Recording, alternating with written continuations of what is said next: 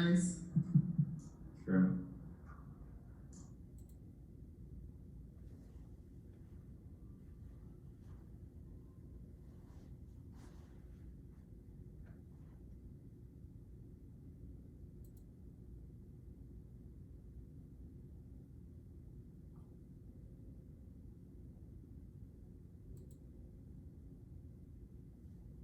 Okay, so apparently you can also just turn FaceTime off instead of logging out.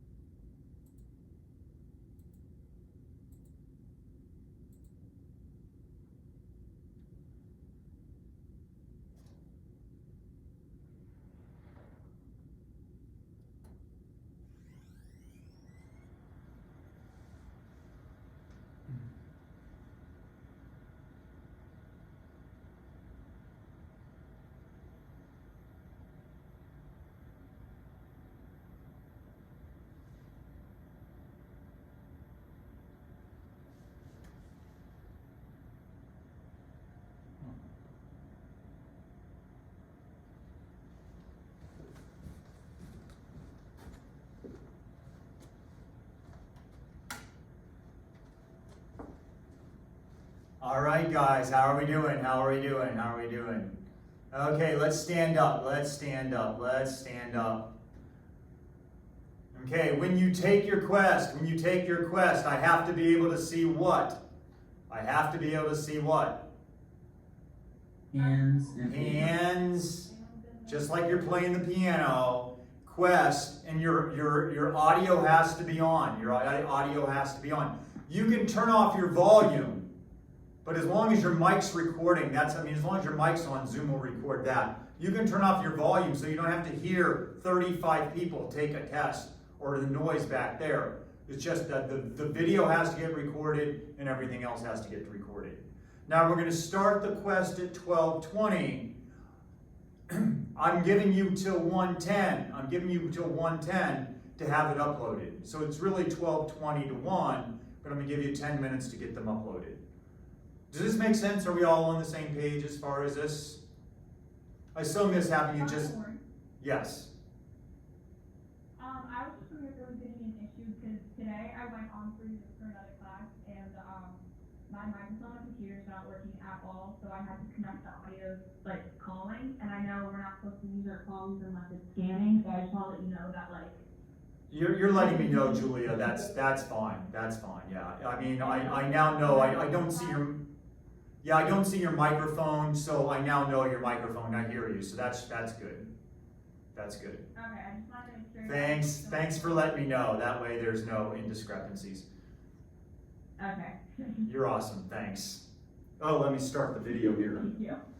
Okay, guys, I want to finish what we were doing last time, which is the fundamental theorem of calculus, So, if I'm not done by like 12:18, you've got to stop me. If I'm not done by 12:18, you're going to want a half hour to take this thing.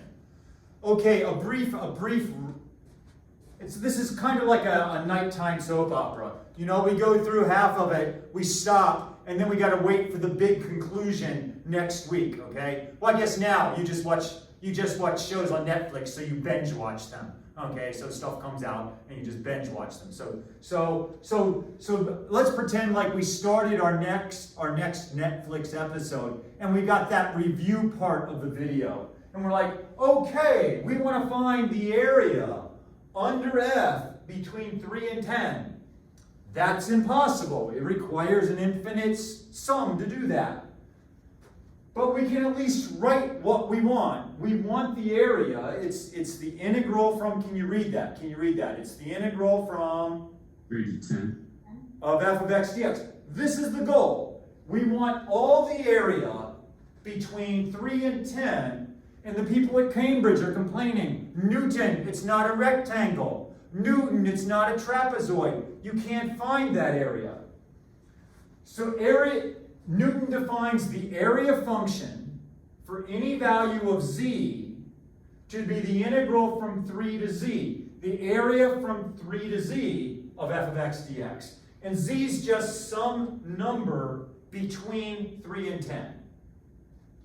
Like, for example, a of 5, if I plug 5 in, a of 5 would be the integral from 3 to 5 of f of x dx.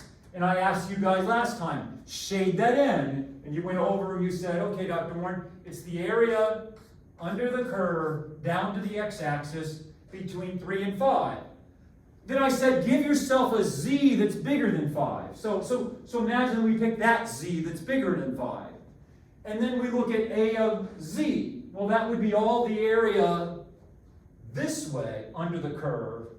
And then if we look at this quantity, the area from z to 3 minus the area from 5 to 3, we get this shape right here. Which doesn't look like a circle, doesn't look like a rectangle, doesn't look like anything that the Greeks could ever give us to find the area of. But this is what Newton does. Newton uses an approximation of a rectangle. He goes up to f of 5, and he says, let's ignore this piece we don't know how to get the area of. Let's ignore that piece. Well, this big piece is what shape is that? What shape is that? Rectangle. How do we find the area of a rectangle? How do you guys find the area of a rectangle? Length times width. So if I look at the length of the rectangle, it's like the same distance as this, which is f of 5. So the length is f of 5. The width is this distance, but that's like z minus 5. This distance is z minus 5. And so the area of my rectangle would be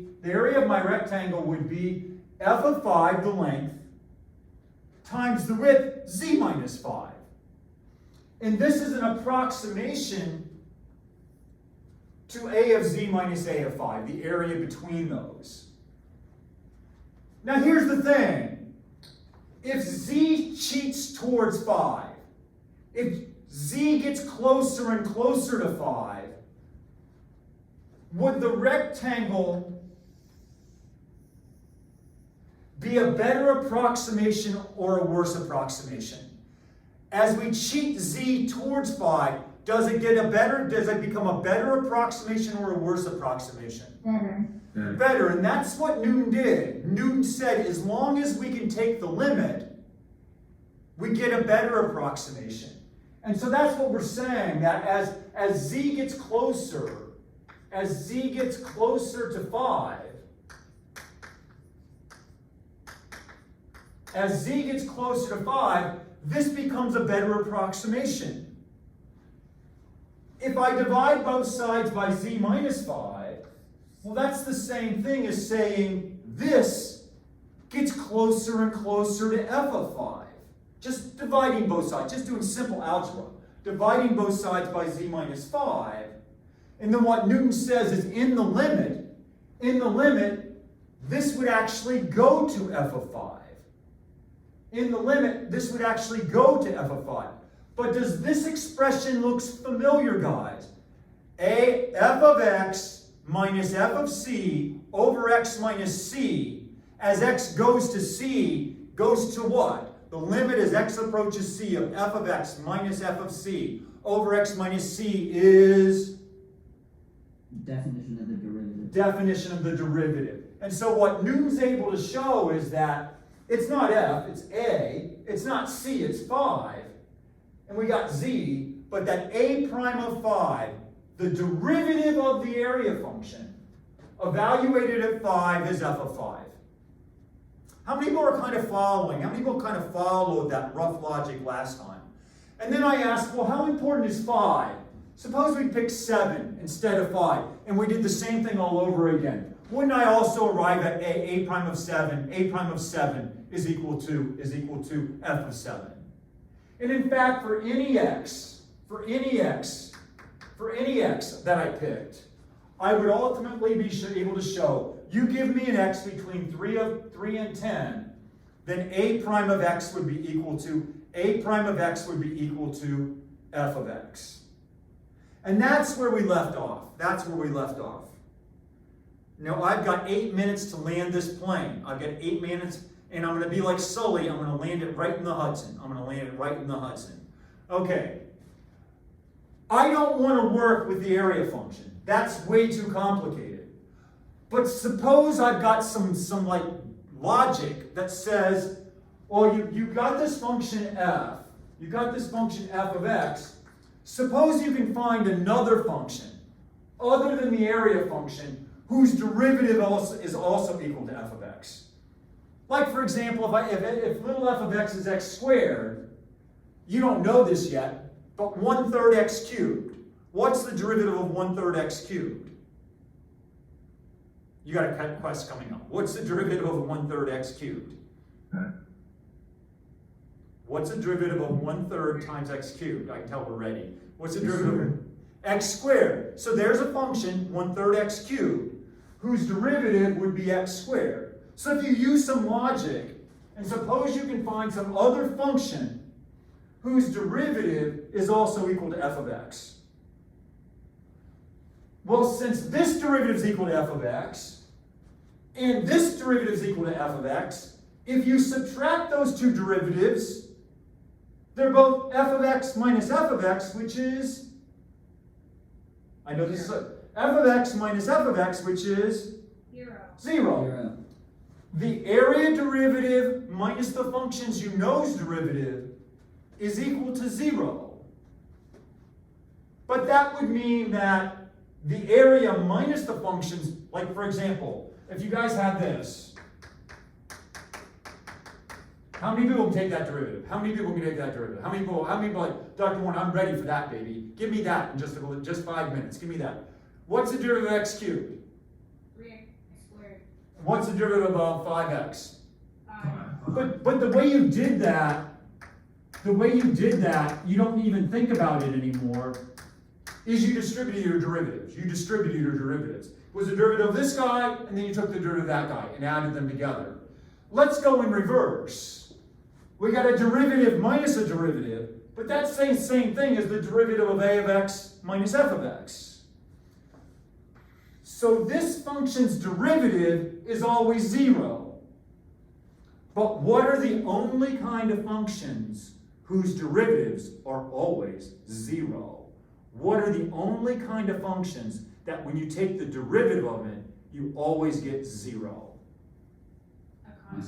A constant. And so what we see is that the area function minus the function that we know is always equal to the same number. It's always equal to a constant. And if we can find the constant, we can find the area.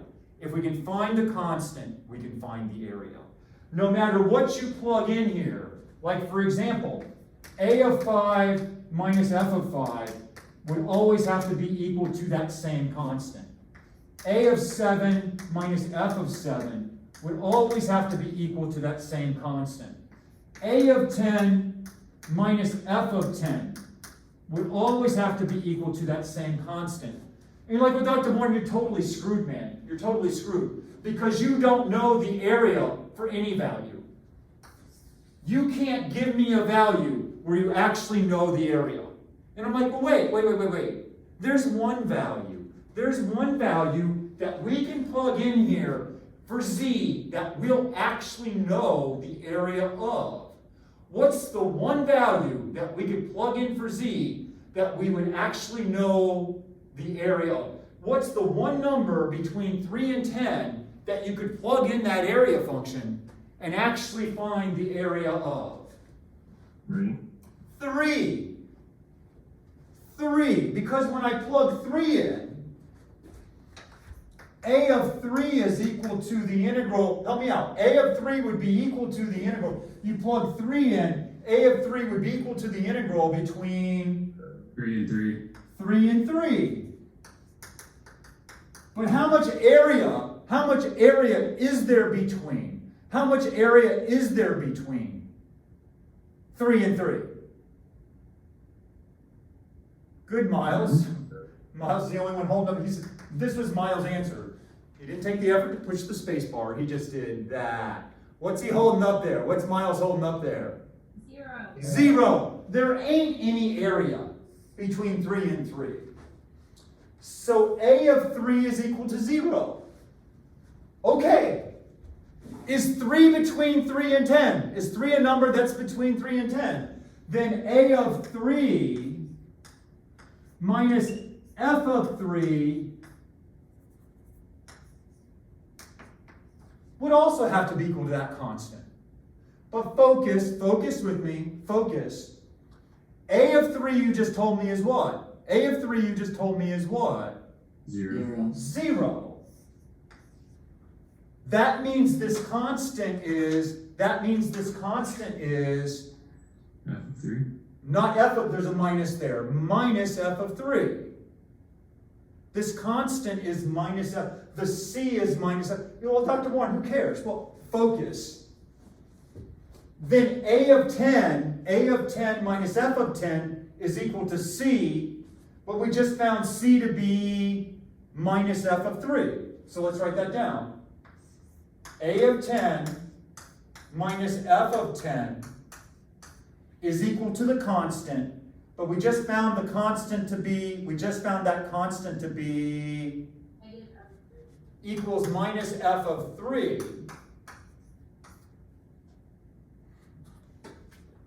I know I'm the only one getting chill bumps, and I'm not getting chill bumps, and I guess maybe they just left as I wanted to show you. I'm not getting chill bumps just because I'm cold. I'm not. But that would mean A of 10 would be equal, get A of 10 all by itself. Get A of 10 all by itself. What would you need to do to get A of 10 all by itself, other than yawn? What would you need to do? F of 10 minus F of 3.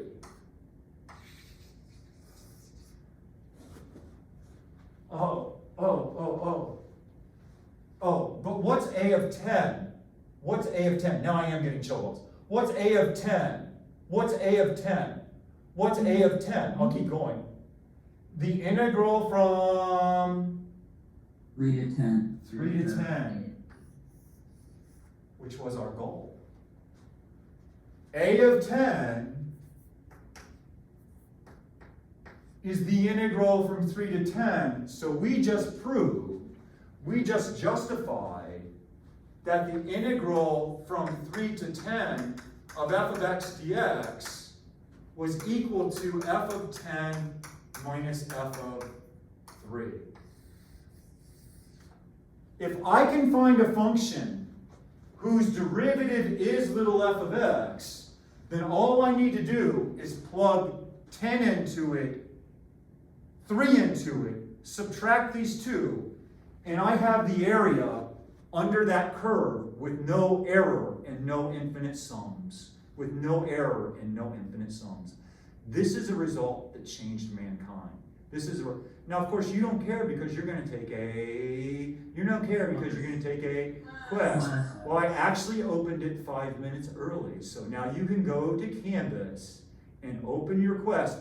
I've got to see your hands, and I'm not seeing hands right now. I am not seeing hands. I'll stop your quest if I don't see your hands and the text. Dr. Warren, can I get it printed out?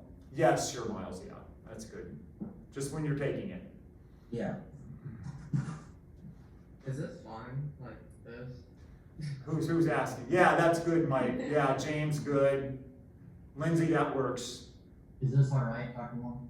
Let me see. Yeah, that works. Kelly, I'm not seeing your hands. Alright, I'm printing it right now. Okay.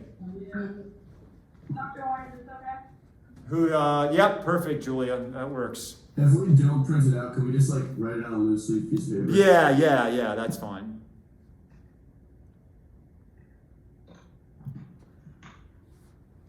And then remember, you can shut off your volume. I need your mics on though. You got to have your mics on. So turn your mics on, but turn off your volume. Dr. Warren, can you see mine? Yeah, Lorelai, that's good. Mason, I don't see yours. I'm printing it out. All right. Griffin, I don't see your hands. I need to, move that camera down so I can see the test in your hands. Dr. Warner, I'm doing it on my phone. Can I just look at my laptop to see that I'm ready? As long as I can record your hands, I think that will work. Okay. Mason, turn your mic on. Kelly, turn your mic on. Miles, turn your mic on.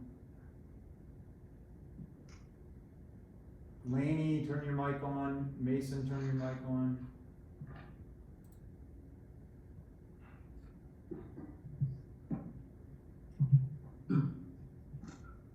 Dr. Warren, I just need to go get my text that I printed, Yeah, go ahead. so I'll be right back. All right, sounds good. Kelly, turn your mic on.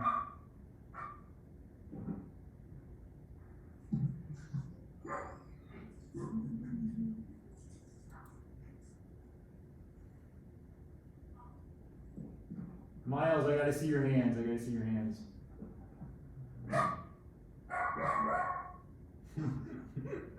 You might want to turn off your volume. I was trying to print it. Okay. And I couldn't get it to print. All right, Um, no problem.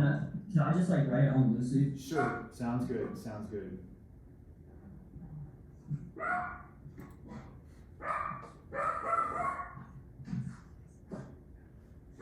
Griffin, I gotta see your hands. Oh, sorry, Griffin, I gotta see your mic. I gotta have your.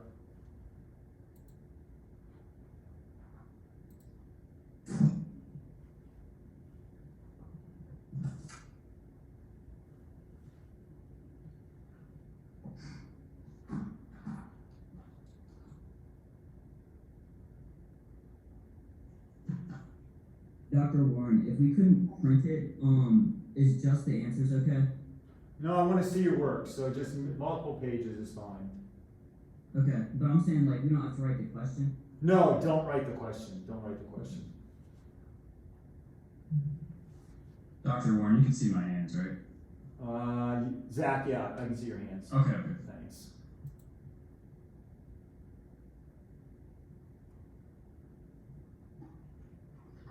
Okay, I see you're using the phone audio. Okay, good.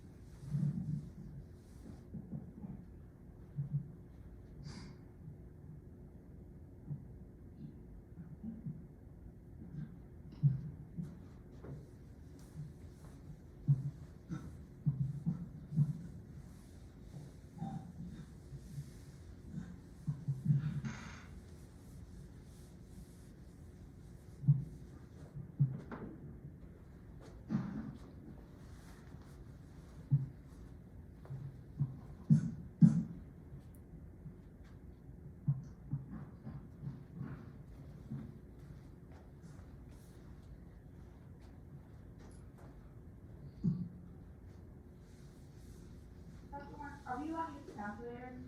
No calculators. Yeah, no calculators. You won't need No, it. okay. Yeah, throw that over there, huh?